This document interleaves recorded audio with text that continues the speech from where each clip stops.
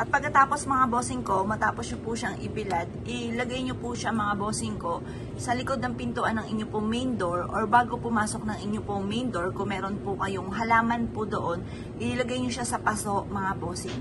Basta panitiliin nyo pong malinis yung ating pong tubig. Pero asahan nyo na, magiging brown yan, gawa po ng paminta.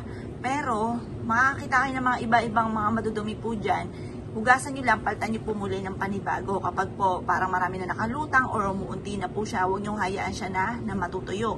Malas po yun. Kailangan lagi po siyang malinis at walang mga iba-iba nakalutang at huwag matutuyo mga bossing.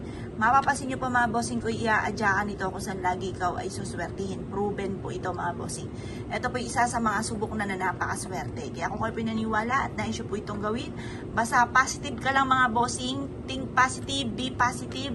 At positive din po ang dadaloy sa inyo mga bossing. Kaya kung kayo po isa sa mga naniniwala at mahilig sa mga pampaswerte, huwag ka namang patumpik-tumpik pa. Bukod sa double time sa pagkayod, kapag kayo gumawa ng pampaswerte, lalo nyo sisipagan. Baka sabihin naman po ninyo, iba't gagawa pa ako ng mga pampaswerte. Magsisipag din naman ako, magpapakahirap pa ako.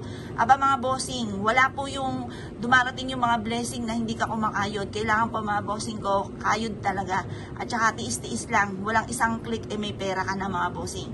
Tapos yun po, makikita nyo may patutunguhan ng inyong pagiging masipag. Kasi kahit ikaw ay masipag, madiskarte, paladasal, nadadali pa rin ng mga kamalasan. Kaya sabayan ng mga pampaswerte para wala ka ng pagkukulang at tuloy-tuloy ang pasok ng swerte.